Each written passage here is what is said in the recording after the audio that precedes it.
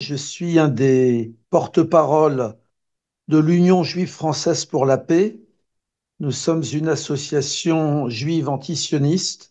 J'écoutais tout à l'heure Ilan Pappé. Nous partageons totalement ses idées. Nous voulons être un petit peu les héritiers d'une longue période où la majorité des juifs considéraient que leur émancipation passait par l'émancipation de l'humanité. Et pour nous, le sionisme est un crime contre les Palestiniens, mais c'est une injure à notre histoire, à notre mémoire, à notre identité.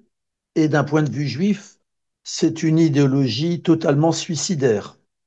Alors, sur les rapports du sionisme et de la droite, et sur les rapports du sionisme avec les racistes, avec les fascistes, il faut remonter très loin dans l'histoire. Il faut remonter à Théodore Herzl, donc à la fondation du sionisme qui s'est passée chez vous, à Bâle. Et entre parenthèses, elle s'est passée à Bâle parce que les rabbins allemands avaient signé unanimement une pétition contre ce qu'ils appelaient la folie sioniste, parce qu'initialement, le congrès devait se passer en Allemagne, à München.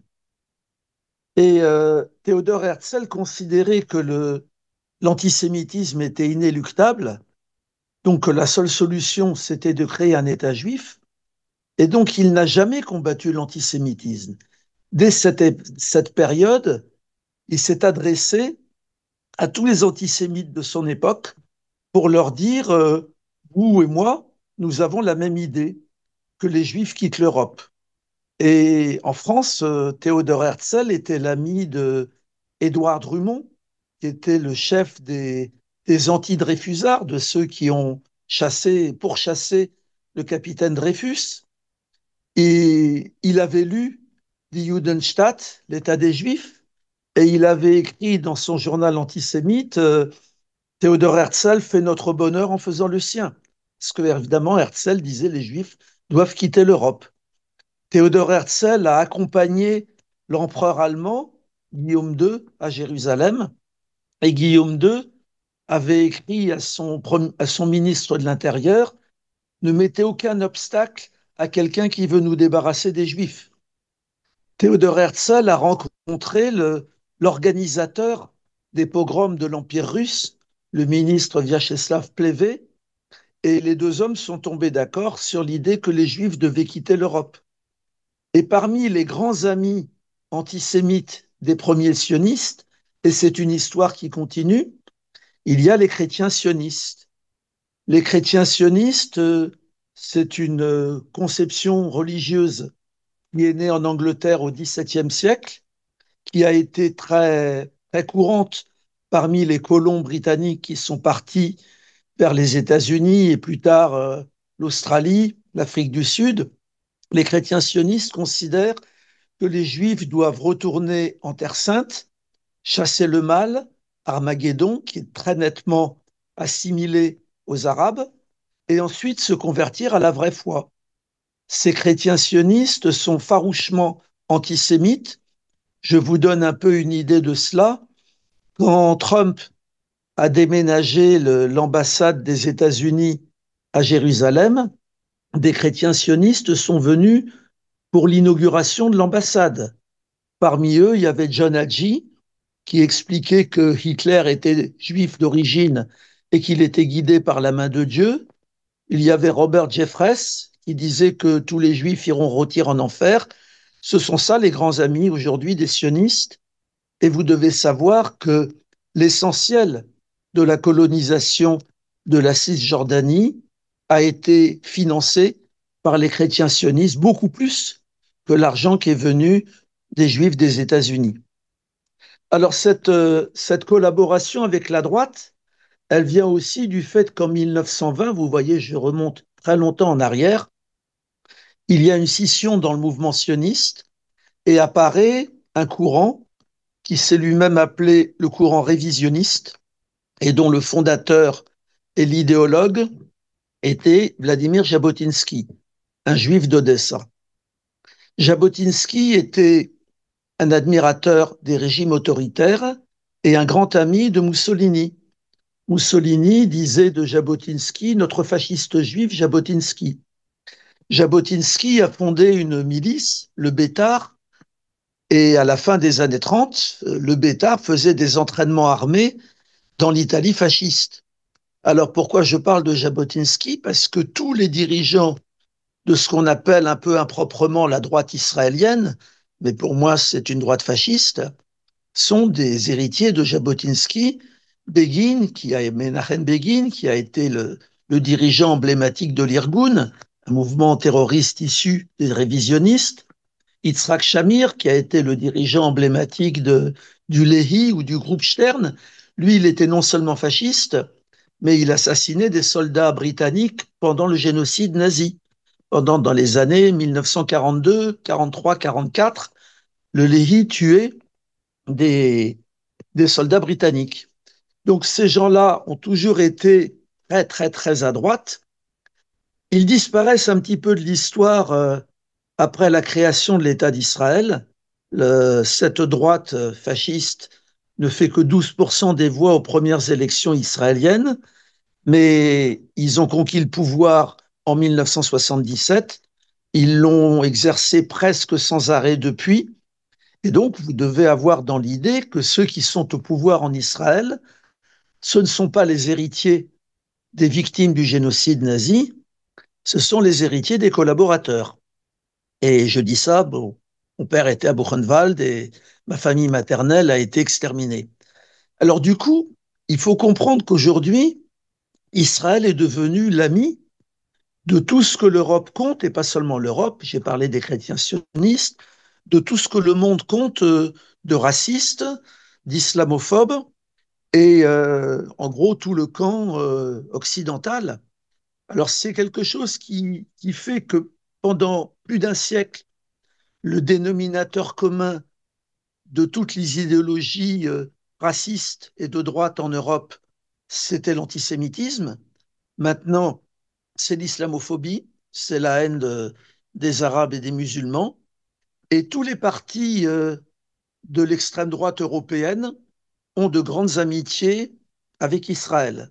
Un des architectes israéliens de ces relations, c'est Avigdor Lieberman, qui était d'origine soviétique, qui a été souvent ministre, mais lui, il est fâché avec Netanyahou parce qu'il est anti-religieux, mais il est fasciste quand même. Et tous les dirigeants de l'extrême droite européenne ont fait le voyage en Israël.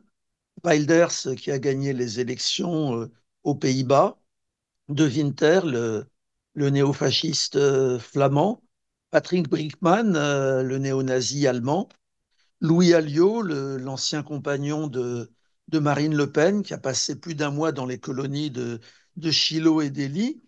Et tous ces gens-là aujourd'hui disent nous sommes les grands amis des Juifs et nous soutenons Israël. Alors maintenant, on peut se poser la question pourquoi à la fois l'extrême droite néofasciste et les libéraux qui dirigent l'Europe, pourquoi ils soutiennent à fond Israël? Ce n'est pas parce qu'ils se sentent coupables vis-à-vis de ce que l'Europe a fait des Juifs. Ce que l'Europe a fait des Juifs, c'est bien elle qui l'a fait. L'antisémitisme est né en Europe, le génocide nazi a eu lieu en Europe, mais en 1945, ce que les Européens ont dit aux Juifs, ce n'est pas maintenant vous avez l'égalité, on leur a dit maintenant vous avez un pays, vous partez quand vous voulez. Autrement dit, l'Europe s'est débarrassée de sa responsabilité majeure dans l'antisémitisme et dans le génocide nazi sur le dos du peuple palestinien. Et aujourd'hui, Israël, c'est l'État rêvé à la fois de la droite et à la fois de l'extrême droite. Pourquoi c'est l'État rêvé? Pour plusieurs raisons. C'est une start-up technologique, c'est le pays qui fabrique les armes les plus perfectionnées, c'est l'endroit où les polices du monde entier viennent se former pour apprendre à réprimer les populations réputées dangereuses. C'est un morceau d'Europe installé au Proche-Orient. C'est un exemple de reconquête coloniale. Et voilà, c'est en plus le bras armé de l'Occident qui fait ce que l'Occident a peur de faire, c'est-à-dire aujourd'hui commettre un génocide en toute impunité. Donc voilà, je sais que dans les consciences européennes, et j'entendais tout à l'heure une question qui était posée à Ilan Pappé, il y a cette espèce de télescopage entre l'image qu'on a du juif victime d'un des pires génocides de l'histoire entre 1939 et 1945 et de l'Israël d'extrême droite qui fait un génocide à Gaza. Ben, sachez que ce n'est pas les mêmes. Sachez qu'il n'y a qu'une partie minoritaire et très minoritaire de la société israélienne qui a des liens familiaux avec les victimes du génocide nazi. Et sachez que les dirigeants israéliens, je vous dis, eux par contre, ils ont des liens idéologiques extrêmement forts avec l'extrême droite et même ils ont des origines liées au fascisme italien. Ma question pour vous C'est un est, ami. je trouve que vous exercez un rôle exemplaire en tant que juif dans cette situation et je m'imagine que vous souffrez des situations de pression et j'aimerais savoir comment vous vivez ça, comment vous vous organisez, comment vous résistez à la situation politique et aux pressions actuelles. Hélas, la situation en France, c'est comme chez vous. Je connais Ali Abounima qui m'avait contacté quand j'avais eu une agression de la part de la police française il y a une dizaine d'années. Et nous, nous sommes traités en France de juifs traîtres ou de juifs complices. Et nous ne sommes ni traîtres ni complices. Nous sauvons notre peau, c'est-à-dire nous représentons, voilà, euh, dans notre histoire, nous avons toujours été solidaires des victimes. Donc nous sommes solidaires des Palestiniens. Moi-même, je suis allé plusieurs fois en Palestine, je suis allé 2 fois à Gaza et je souffre énormément parce que j'ai tellement d'amis à Gaza et les nouvelles quotidiennes que je reçois sont terribles. La, ce qui se passe en France, comme juif, je le comparerais à l'effondrement de la société française en 1940. Il y a un effondrement des élites politiques et il y a un effondrement des médias. Par exemple, en ce moment, il parle des otages. Alors moi, j'aime pas le mot otage, je donne le mot prisonnier, parce que sinon, je voudrais quand même savoir, il y a eu 900 000 Palestiniens qui ont connu la prison depuis 1967, c'est pas des otages. Il y a 40% des hommes entre 18 et 50 ans en Palestine qui ont connu la prison. Et là, en France, et je suppose que c'est pareil chez vous en Suisse, la radio, tous les jours, tous les jours, tous les jours, elle interviewe les familles des Israéliens qui ont été retenus à Gaza. Il n'y a pas un mot sur les centaines de Palestiniens dont quelques-uns sortent de prison. Quand même, Khalida Jarrar, elle était députée. Quand même, Madame Sadat, c'était la femme du secrétaire général du Front populaire de libération de la Palestine. Elles sont sorties, elles sont connues, pas un mot. Il y a tous les jours, il y a des images. Alors quand mes amis arabes en France qui regardent Al Jazeera m'en parlent, et tous les journalistes dignes de ce nom, ils ont accès à Al Jazeera, ils savent. Et comme vous êtes suisse, je me permets de dire que la façon dont les médias parlent de Gaza et de la Palestine, ça me rappelle la visite de la Croix-Rouge à Theresienstadt, où Hitler avait transformé un camp d'extermination en camp de vacances et où la Croix-Rouge avait marché avec.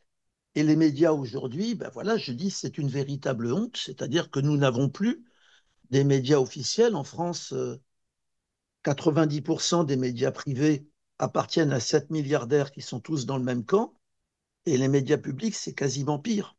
Et les élites politiques, c'est une horreur, c'est-à-dire qu'on a eu on a sans arrêt des dirigeants politiques qui assimilent l'antisionisme à l'antisémitisme, alors que je me permets de dire, le véritable couple, comme je viens de vous l'expliquer, c'est sionisme et antisémitisme.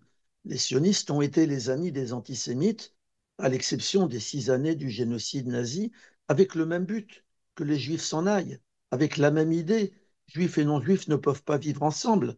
Et le résultat de ça, c'est la création d'un État ethnique. Et cet État ethnique, évidemment, est un État qui commet des crimes de guerre et un génocide.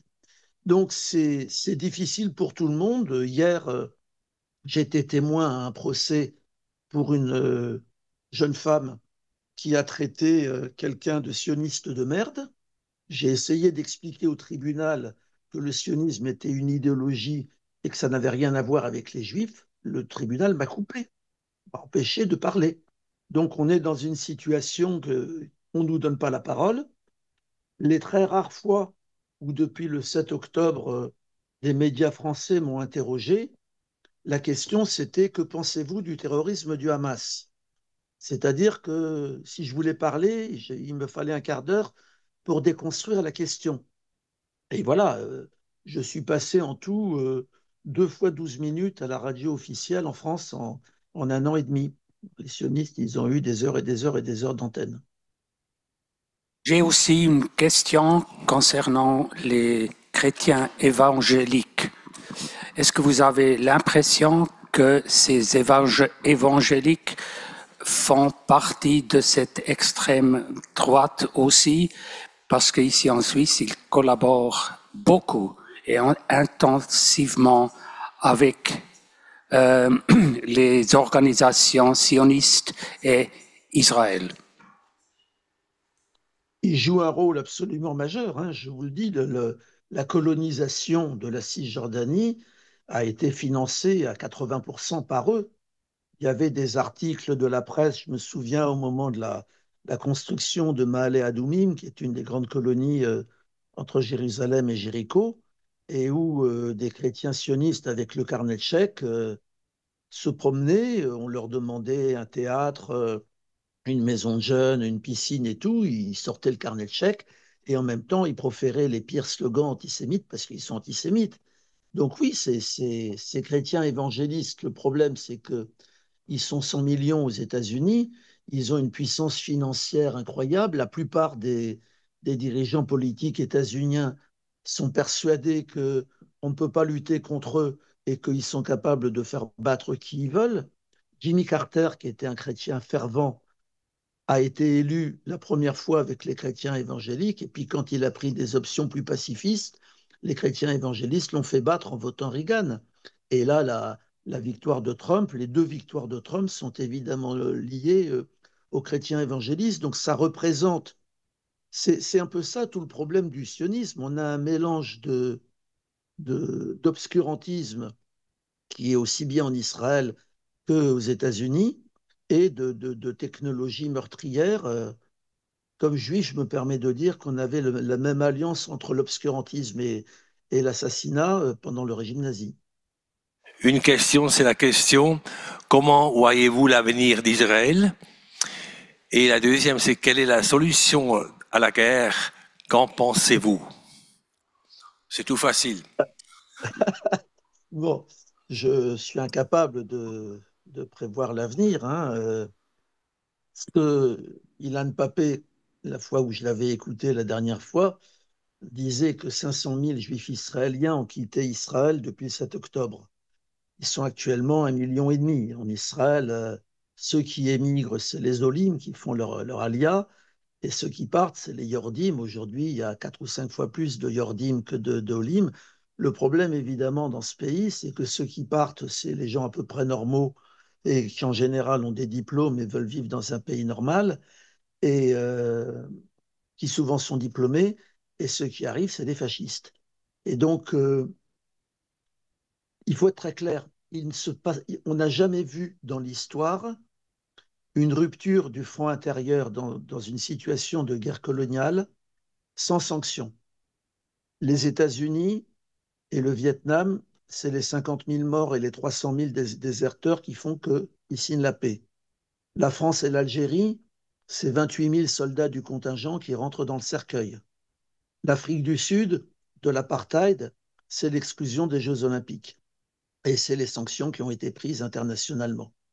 Donc, tant qu'Israël ne sera pas sanctionné très durement, et il faut évidemment qu'on dépasse ce que le BDS, le boycott des investissements sanctions, arrive à faire. Il faudra des sanctions politiques, des sanctions économiques, des sanctions militaires. Il faudra que les premières cours internationales de justice ou cours pénales internationales ont entrepris soient suivies des faits. Tant qu'il n'y aura pas des sanctions reprises par les grandes puissances, il ne se passera rien. Israël a été sanctionné 2 fois dans son histoire. En 1957, il y a un vote unanime du Conseil de sécurité pour qu'ils évacuent le Sinaï. Ils ne voulaient pas, ils ont été obligés de se plier. En 1991, l'URSS était en train de s'écrouler. George Bush père voulait remodeler le Proche-Orient. Le premier ministre israélien Yitzhak Shamir ne voulait pas. Bush a dit je ne vais pas cautionner le prêt que vous avez fait pour l'immigration des Juifs soviétiques. Et le gouvernement Shamir est tombé. Et bon, ça a été l'épisode d'Oslo qui est une forfaiture, mais peu importe, il y a quand même eu un changement. Donc, tant qu'Israël ne sera pas sanctionné, il ne va rien se passer. Et donc, je le dis, mais je pense que en Suisse, vous en êtes persuadé comme en France, une partie de la guerre se joue chez vous, se joue chez nous. C'est-à-dire, c'est notre capacité ou pas d'obliger nos gouvernements complices à sanctionner l'occupant. Donc ça, c'est absolument indispensable. Issu de cette guerre, les Palestiniens ont toujours dit que la guerre, elle se jouait sur 2 plans. Leur capacité à eux de continuer à faire société. Alors, moi, je vous ai dit, je suis allé à Gaza, nous à l'Union juive française pour la paix. Depuis, nous avons envoyé près de 500 000 euros à Gaza depuis le 7 octobre. Le gouvernement français vient de nous fermer notre compte bancaire. On va continuer quand même par une autre méthode pour le faire. On a là-bas des gens qui se battent pour que leur société ne s'écroule pas. Avec l'argent qu'on a pu envoyer, ils ont mis des tentes, des bâches, des vêtements chauds, des chaussures. Ils ont creusé des sanitaires, ils ont désinfecté les sanitaires, ils ont rescolarisé les enfants, ils ont organisé des ateliers de soutien psychologique.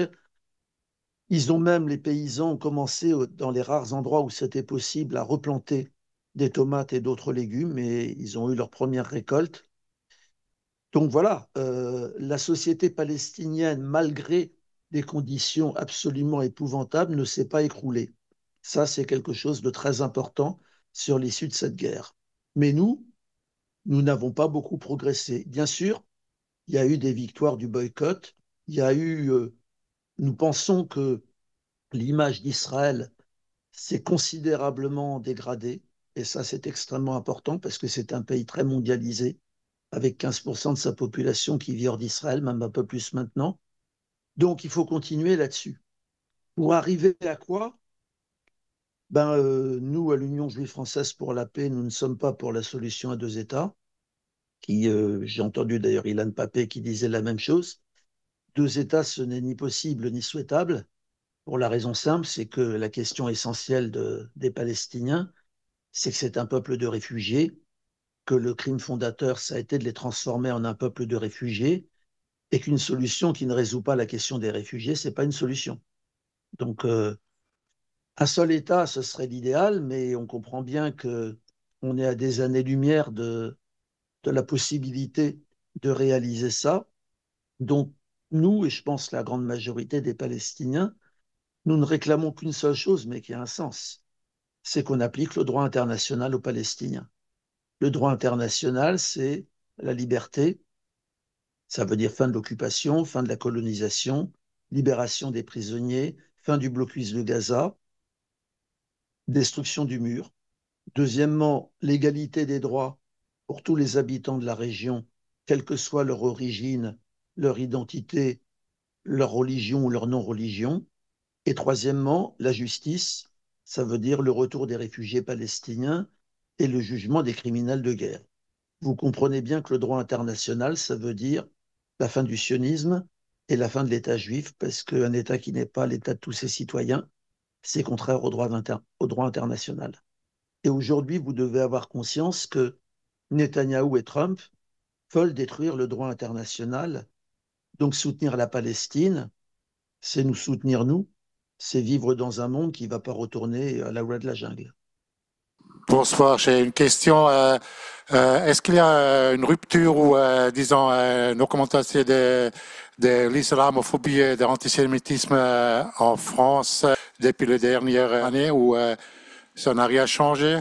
Ça n'a rien changé. L'islamophobie, elle est, elle progresse dans la société d'une façon terrible. L'assimilation musulman égale terroriste, elle est terrible. Au procès où j'étais hier à Nice, il y avait une jeune femme avec un fichu sur la tête. Elle s'est fait expulser avec des paroles particulièrement racistes du président du tribunal.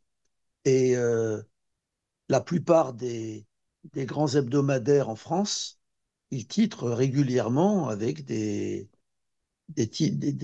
grandes unes de journaux qui sont particulièrement islamophobes. Je me permets, comme juif, de dire que ce qu'on dit des musulmans aujourd'hui, ça ressemble pas mal à ce qu'on disait des juifs dans les années 30. On ne savait pas à l'époque ce qui allait se passer après, mais on ne sait pas aujourd'hui ce qui va se passer après. Et cette islamophobie en France, elle est liée évidemment à quelque chose qui est tout à fait européen et qui est cette incroyable campagne contre les migrants. Et je pense que ça touche absolument tous les pays d'Europe sans exception. Et donc, c'est un petit peu l'Europe coloniale, elle ne peut plus être coloniale directement, alors elle est islamophobe et elle est anti-migrant. Sur l'antisémitisme, oui, il y a une certaine recrudescence en France d'actes anti-juifs, c'est incontestable, mais il ne faut pas tout mélanger. Dans l'histoire de l'antisémitisme, pendant plus de 1000 ans, il y a eu l'antijudaïsme chrétien. C'est lui qui a mis contre les juifs tous les stéréotypes racistes. Ils veulent dominer le monde, ils commettent des crimes rituels, c'est un peuple déicide. L'antijudaïsme chrétien a commis de très nombreux crimes en Espagne, en Ukraine ou ailleurs. Il y a eu à partir du 19e siècle l'antisémitisme racial, quand toute l'Europe a commencé, en tout cas les dirigeants européens et un grand nombre d'intellectuels, à théoriser l'existence des races inférieures, des races supérieures. Dans le monde dominé, les races inférieures, c'était les Noirs, les Arabes, et, et en Europe, les races inférieures, c'était les Juifs et les Tziganes. Et puis aujourd'hui, c'est quelque chose d'assez différent. C'est-à-dire à partir du moment où toutes les élites européennes, où tous les médias confondent juifs sionistes et israéliens, ben, il y a des gens mal informés qui, en pensant soutenir les Palestiniens, vont s'en prendre aux juifs. Là-dessus, j'ai envie de dire que la seule chose qu'on puisse faire, c'est de nous donner la parole. Quand nous sommes invités dans les quartiers, les gens nous disent on ne savait pas qu'il y avait des juifs comme vous. Dans toutes les manifestations pour la Palestine, on nous donne la parole en premier. Et puis je peux dire, pour avoir été à Gaza, l'antisémitisme, ce n'est pas l'histoire des Palestiniens. L'antisémitisme, c'est l'histoire de l'Europe. À Gaza, en 2016, on a rencontré les dirigeants de tous les partis politiques, y compris le Hamas, y compris le djihad islamique, y compris le FPLP, y compris le Fatah. Partout, on s'est présenté Union juive française pour la paix. On se présentait de la même façon dans les associations de quartier. Et partout, la réponse, c'était nous sommes contre l'occupation, nous n'avons rien contre les juifs. Et donc, il faut comprendre aujourd'hui que Israël, mais comme toujours le sionisme dans son histoire, ne défend pas les juifs, elle les met en danger consciemment pour les regrouper tous dans un seul pays. Bonsoir Monsieur Stamboul et merci beaucoup pour votre plaidoyer. J'aurais deux questions, une question dans une question. Depuis votre union, je me demandais, est-ce que vous essayez d'instaurer un dialogue ou bien un plaidoyer aussi au sein de la communauté juive en France? Pour avoir récemment vu un petit reportage sur France 3, je crois la semaine passée, sur des familles qui décident de faire leur alia, en expliquant qu'elles sont terrorisées et puis qu'elles supportent plus du tout la vie en France et qu'elles se réjouissent de faire leur alia. Je me suis demandé, vous, en tant qu'institution, est-ce que vous essayez un quelconque dialogue ou bien vous êtes plutôt dans choose your battles et puis vous vous concentrez plutôt sur l'essentiel? Ce serait ma première question. Et la seconde, en termes de plaidoyer, j'ai lu récemment, mais malheureusement j'ai plus les informations exactes, mais comme quoi que le lobby juif, entre guillemets, si vous me permettez ce terme, au niveau mondial, avait établi comme stratégie à partir de 2025 d'investir des millions et des millions de dollars pour redorer l'image d'Israël au niveau international. Et du coup, je me suis demandé si vous, Vous aviez déjà aussi projeté ou établi un peu des stratégies pour aussi garder votre ligne en termes de communication et médiatique. Merci. Alors, nous sommes une association politique, nous ne sommes pas une association communautaire. Et par exemple, quand on nous dit, vous qui êtes de confession juive, la plupart d'entre nous ne sommes pas de confession juive. Je suis tout à fait athée et mes parents étaient déjà athées et la moitié des 6 millions de morts étaient déjà athées. Euh, nous ne sommes pas communautaires et du coup, nous n'avons pas d'influence dans le milieu communautaire.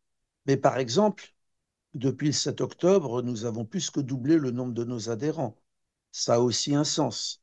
C'est-à-dire qu'il y a une histoire, comment je vais le dire? J'avais rencontré un négociateur palestinien qui est hélas décédé, Albert Agazarian, et qui m'avait dit les Israéliens ont peur de ne plus avoir peur. Et cette phrase est très importante. Et ça veut dire que en Israël et chez les Juifs français, ce qui les guide complètement, c'est une peur qui est complètement entretenue. Et c'est l'idée, si nous ne sommes pas les plus forts, les Juifs seront jetés à la mer, qui est une idée absurde. Parce que qu'est-ce qui a permis aux Blancs sud-africains de rester? Est-ce que c'était le maintien de l'apartheid ou est-ce que c'était la fin de l'apartheid? C'est la fin de l'apartheid. Et il est clair que qu'est-ce qui permettra aux Juifs israéliens de rester s'il est encore temps? C'est la fin du sionisme et de l'État ethniquement pur, c'est pas son maintien. Donc nous avons un défaut, c'est que nous sommes rationnels, nous essayons d'expliquer les faits, nous essayons d'expliquer l'histoire. Alors c'est vrai que on n'était sans doute pas assez tourné vers les Juifs français. Heureusement pour nous, d'abord, il y a les jeunes qui sont arrivés, TEDEC, ça veut dire la justice en hébreu. Ils sont maintenant 200 en France. Je crois j'étais à Genève il y a quelques mois, il y a un mouvement un peu équivalent à Genève chez des jeunes juifs. Ils sont plus communautaires que nous, c'est-à-dire ils font les fêtes religieuses, ce qu'on ne fait pas. Nous, on fait un seder laïque, mais bon, ils s'adressent un petit peu plus aux, aux juifs moyens, si j'ose dire, en France. Et par exemple, il y a quelques jours, c'était le 25 janvier à Paris, CEDEC et l'UJFP ensemble ont fait un- sur 2 jours une très grande réunion publique sur le 80e anniversaire d'Auschwitz et qui était sur les génocides, avec tout ce qu'on pouvait dire des génocides, et de très grands intellectuels sont venus y parler. Alors c'est un peu toujours pareil, c'est-à-dire que dès qu'on est sur ce terrain-là, les sionistes sont terriblement agressifs parce que on leur vole leur chasse gardée. Ils voudraient avoir la chasse gardée du mot juif. Tout ce que je peux vous dire, c'est qu'actuellement, nous n'influençons pas la majorité. Je pense que les gens, les Français qui partent en Israël, comme ça s'est passé depuis 1948, pour plus d'une moitié vont revenir pour plein de raisons, parce que la mentalité ne leur convient pas, parce que la protection sociale là-bas par rapport à celle qu'il y a en France est inexistante, et parce que s'il y a bien un endroit où les Juifs sont en danger, c'est bien en Israël, et ils sont en danger tant qu'ils massacreront le peuple palestinien et qu'ils vont nier ses droits. Donc, on essaie de s'adresser aux Juifs autres. Hein, je vous dis, on a doublé notre nombre d'adhérents. Ça veut dire qu'un certain nombre de gens se reconnaissent dans ce qu'on dit. Des Juifs célèbres en France, comme Eyal Sivan ou Ronnie Broman, ne sont pas membres de l'UJFP, mais on partage tout à fait leurs idées et ils partagent les nôtres. Donc voilà, il existe un pôle de, de juifs contre le génocide et de plus en plus contre le sionisme, pas suffisamment grand, mais c'est un peu ce que je vous disais tout à l'heure. Le jour où il va y avoir des sanctions, le jour où ils vont être obligés d'arrêter le rouleau compresseur meurtrier et colonial, bah, ils s'apercevront qu'on existe et ils vont se tourner un petit peu vers nos idées.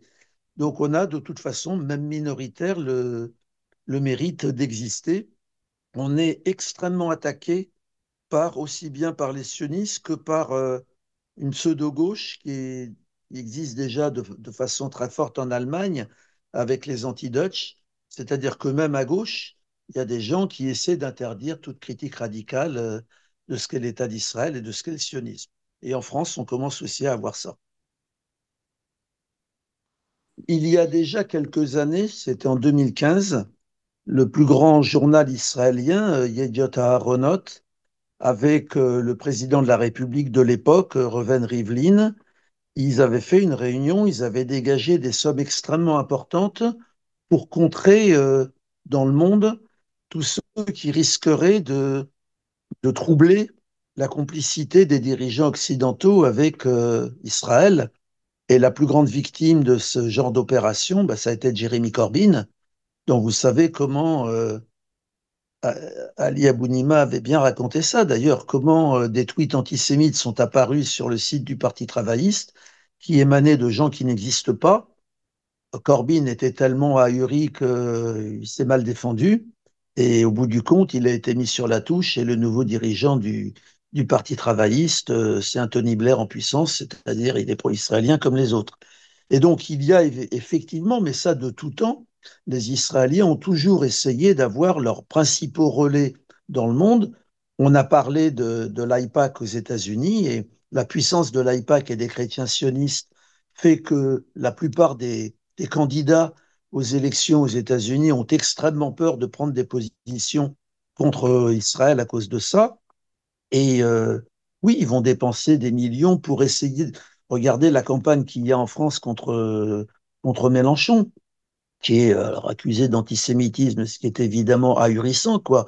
Et on voit les dirigeants communautaires français essayer de nous expliquer que le Rassemblement national maintenant défend les juifs et que les antisémites, c'est la France insoumise. Donc tout ça, ça va partir d'Israël. Ils auront les moyens de d'essayer à tout prix de remonter leur image. Je crois quand même que au moins un des résultats du génocide à Gaza, c'est que leur image est très sérieusement atteinte et que nous devons continuer là-dessus. Et je vous dis, nous devons attaquer les complices. Moi, je dis en France que ce qui s'est passé avec le génocide à Gaza et la façon dont les médias et les élites politiques l'ont traité, c'est un effondrement moral comparable à 1940. Et ça, nous devons absolument nous battre là-dessus. Donc oui, ils vont lancer une campagne pour essayer de redorer leur blason. Là-dessus, je pense qu'ils vont avoir du mal. Qu'est-ce que vous pensez aussi des pays arabes qui ont normalisé leurs relations et qui n'ont fait aucune action très forte pour, je sais pas, pour retirer un ambassadeur, parce que je pense qu'Israël ne les aime pas et moi je vois qu'ils seraient les prochains sur la liste. Comment expliquer qu'il n'y ait pas de position plus forte? Alors déjà, quand on retourne dans l'histoire, les peuples arabes ont toujours été solidaires des Palestiniens. Les dirigeants arabes, jamais. Si vous relisez justement Ilan Pappé, le nettoyage ethnique de la Palestine, en 1948, l'Égypte se bat pour conquérir le désert, Negev en hébreu, Nakab en arabe. Les Syriens et les Irakiens se battent pour conquérir la Galilée. Et la seule armée qui a la puissance militaire de s'opposer aux sionistes et qui remportera des victoires, la Légion arabe de la future Jordanie, elle a un accord de partage de la Palestine avec les dirigeants sionistes et elle ne se bat que parce que les sionistes ont violé l'accord. C'est ceux qui sont allés là-bas, tous les villages que vous avez sur la route qui sont... Maintenant, il y a une forêt et les villages sont sous les cailloux et le KKL a planté des arbres dessus. Mais tout ça, c'était des villages entre Tel Aviv et Jérusalem qui devaient faire partie de la Jordanie. Et les Jordaniens se sont battus à cause de ça. Et ils ont remporté la victoire de la Troune. Plus tard, il n'y a pas un pays arabe qui n'a pas du sang palestinien sur les mains. La guerre civile libanaise, elle commence avec les phalanges qui attaquent un quart palestinien dans Beyrouth, devant le camp de la Quarantaine. Les phalangistes vont faire des grands massacres à Tal el-Zatar avec la complicité de l'armée syrienne, à Sabra et Shatila avec la complicité de l'armée israélienne. La Syrie de Assad va prendre à revers les Palestiniens qui sont en train de gagner la guerre en 1976. La Syrie, toujours, va attaquer Yasser Arafat en 1983 et va l'obliger à s'exiler en Tunisie. La Jordanie, c'est Septembre Noir en 1970 avec des armes israéliennes. Donc, dans toute l'histoire des dirigeants arabes vis-à-vis de la Palestine. Soit ils les ont trahis, soit ils aimaient bien les Palestiniens, mais les Palestiniens domestiqués, pas les Palestiniens indépendants. Et aujourd'hui, la situation est pire. C'est-à-dire que pendant longtemps, le monde arabe était dirigé par des bourgeoisies nationales, dont Nasser était un peu le représentant. Et maintenant, le monde arabe est dirigé par un modèle qu'on ne croyait pas possible, qui est le modèle des pétromonarchies du Golfe. Pour faire court, je dirais que c'est un modèle ultra-capitaliste, patriarcal et esclavagiste. Et voilà, c'est la tour de 700 mètres à Dubaï, c'est le roi MBS dissolvant ses opposants à l'acide et faisant pendre des dizaines de personnes chaque année. Mais ce modèle-là, pourquoi voulez-vous qu'il aide les Palestiniens? Ils font partie du monde capitaliste complètement. C'est ça qui est la différence avec ce qui s'était passé en 1967 ou en 1973. En 1973, quand il y a la guerre du Kippour, les pays arabes coupent le robinet de pétrole. Mais aujourd'hui, ils sont alliés d'Israël. Les accords d'Abraham, c'est des gens qui appartiennent au même monde. Quand le Maroc a normalisé ses relations avec Israël, c'est évidemment sur l'histoire du Sahara. 3 jours après, Kochavi, le général en chef de l'armée israélienne, faisait une visite au Maroc et allait donner des conseils aux Marocains sur comment armer le mur contre le Front Polisario. Donc on est dans cette situation-là. Les dirigeants arabes n'ont jamais été pour les Palestiniens. Je vous ai dit, l'UJFP, on a envoyé 470 000 euros à Gaza, mais c'est une goutte d'eau. N'importe quel pays arabe, il peut en envoyer 1000 fois plus, 10 000 fois plus, et il ne l'a pas fait. Et il n'a pas cherché à le faire. La Jordanie, quand elle s'est alliée aux États-Unis pour envoyer des colis sur Gaza, c'était une véritable honte. Ils parachutaient, enfin, ils lançaient des caisses depuis des hélicoptères ou des avions. Il y a des Palestiniens, des Gazaouis, qui se sont noyés pour essayer de les récupérer dans la mer. Il y en a qui ont été tués par les caisses qui leur sont arrivées sur la tête. Donc, cette complicité, euh, c'est une honte, mais j'ai envie de dire, de tout temps, la Palestine a été un exemple pour le monde arabe. Où est-ce qu'il y a eu les seules élections vraiment démocratiques dans un pays arabe? En Palestine, en 2006. Quel est le pays où il y a de très loin, pays arabe, où il y a de très loin la plus grande proportion de docteurs, de professeurs, de médecins? C'est la Palestine. Quelque part, les Palestiniens font peur aux dirigeants arabes, justement parce que la liberté, ils savent ce que c'est. Et donc, la conclusion qu'il faut en tirer, c'est que la liberté des Palestiniens et la liberté du monde arabe, elles sont complètement liées. Par exemple, les premières manifestations qui ont eu lieu au Caire et à Alexandrie depuis le coup d'État du maréchal Sissi, c'était au lendemain du 7 octobre. Et c'était la population qui, à travers le soutien à la Palestine, manifestait aussi contre sa propre dictature. Sie haben von den problematischen Situationen gesprochen, die Sie in Frankreich erleben. Kennen Sie zufällig das Buch von Jacques Cohen, Der Frühling der Sayanim? Il y a un certain nombre de juifs qui ont fini par par confondre eux aussi un petit peu juifs et sionistes. Il y a un musicien d'origine israélienne, Gilad Atzmon, qui pouvait écrire que le problème, c'était pas seulement les juifs sionistes, c'était aussi les juifs antisionistes. Et Jacob Cohen, il a mal évolué, il a fréquenté des gens infréquentables parce que antisémites. Et je le dis très clairement, tous ceux qui, à un moment donné, ont mélangé le soutien à la Palestine et l'antisémitisme, ils ont tiré un coup de poignard dans le dos des Palestiniens, dont ça n'a jamais été l'expression. Et donc voilà, je pense que Jacob Cohen, sur cette question-là, n'a jamais été clair. Il décrit l'organisation secrète Pnai Brit comme il influence la politique en France. Vous avez énormément d'associations juives, sionistes, le CRIF en France, le Conseil prétendument représentatif des Juifs de France, a une cinquantaine d'associations en son sein, dont B'nai B'rith.